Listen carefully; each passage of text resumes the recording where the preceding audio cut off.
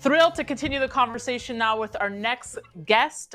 He is the head of market research for Bitcoin Magazine Pro. Please welcome Dylan LeClair. Dylan, good to have you on. And just for the folks interested in Dylan, you can go to bitcoinmagazinepro.com to learn more. But Dylan, welcome to the show.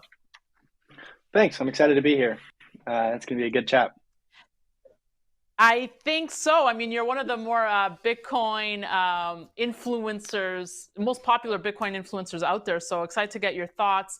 I know that you've been making the round saying that if this is not just an FTX fiasco or a Bitcoin downfall, but it's a bursting of the everything bubble. Tell us your thoughts here. Yeah, I guess so. Just to simplify my personal Bitcoin thesis, why I kind of champion Bitcoin itself and like to separate it from crypto is I believe that there is a 100, 200, 300 trillion dollar problem in the world, potentially the biggest problem in the world. And it's that the cost of capital is fundamentally broken, right? The price of money is centrally planned. We're 50 years into this global fiat currency experiment, and we're reaching a point where debt burdens across the world are so bloated that the only way out is monetary debasement, is financial repression across the board.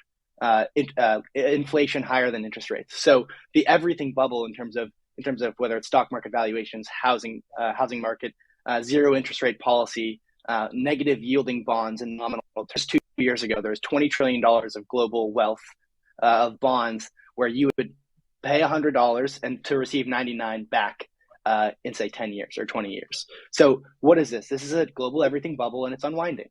We're seeing fixed income drawdown across the board. Well, really everything, right?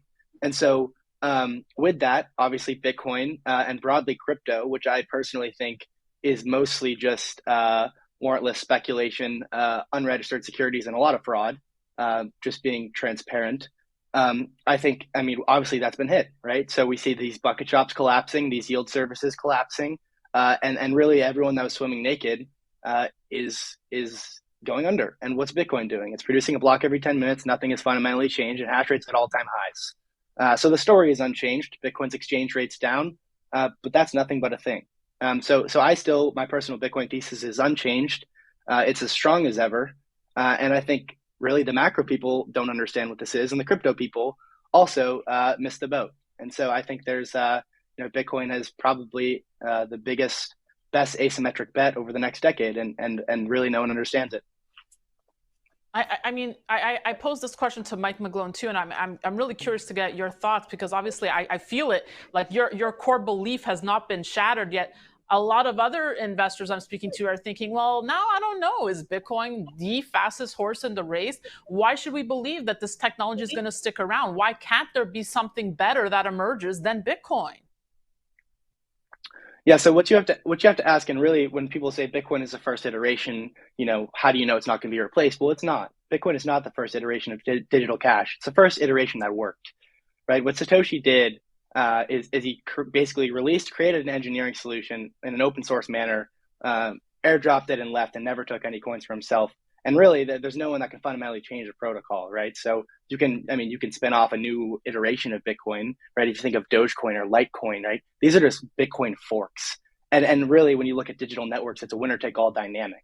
So what Bitcoin did is it combined the digital world, right?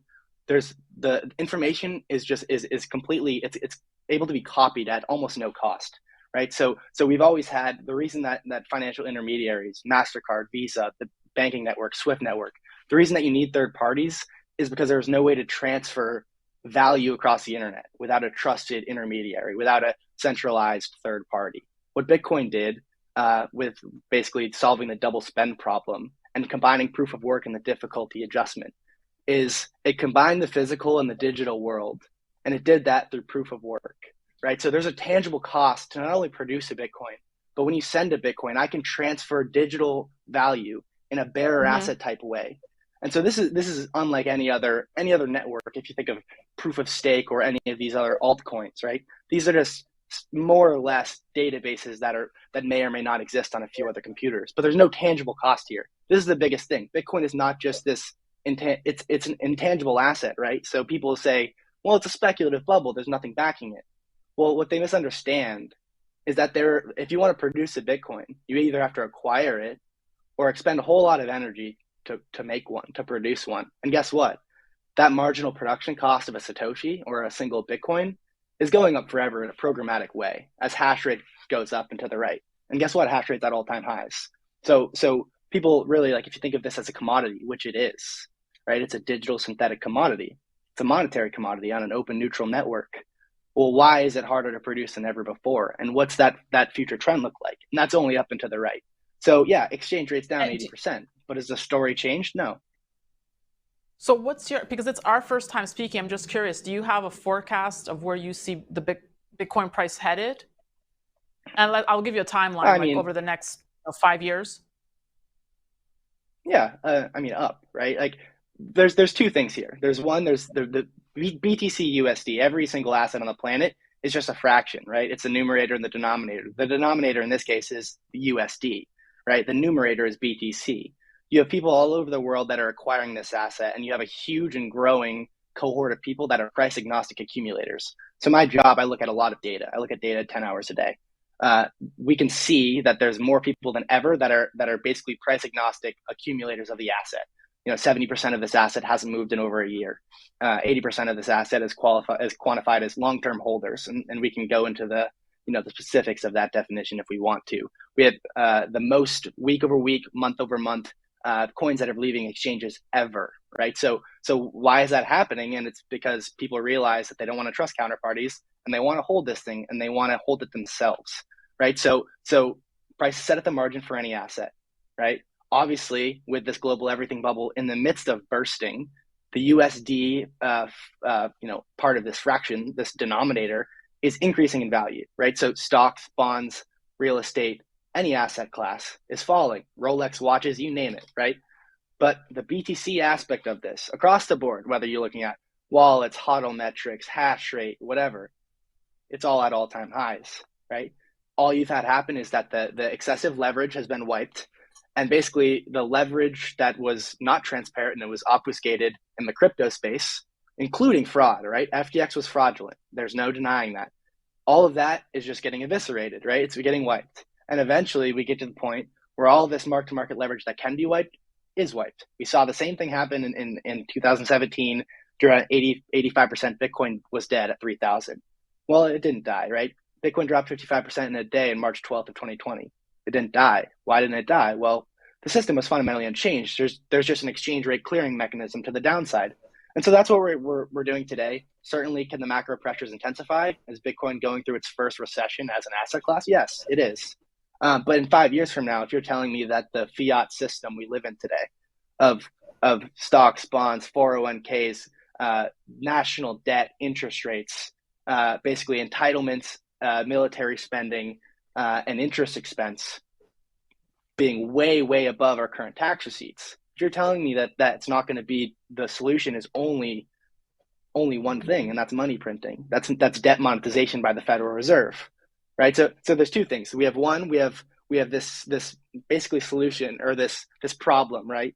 It's that the fiat system requires perpetual credit expansion to persist and exist. That's a fact. It's a fact of this debt-based monetary system. There needs to be perpetual credit expansion or the house of cards collapses. And there's nothing backing the debt itself except debt. There is no gold at the base layer. It's only debt. The other part of my thesis is that now we have an engineering solution. The engineering solution is a neutral, apolitical monetary protocol that's open and anybody can use it. And yeah, once every 4 years, is there a whole lot of leverage and fraud and speculation? Of course. And that's why we're wiping it out. And that's why fundamentally I don't care one bit. Like has my net worth gone down a little bit since the highs? Sure. But it's nothing but a thing, right?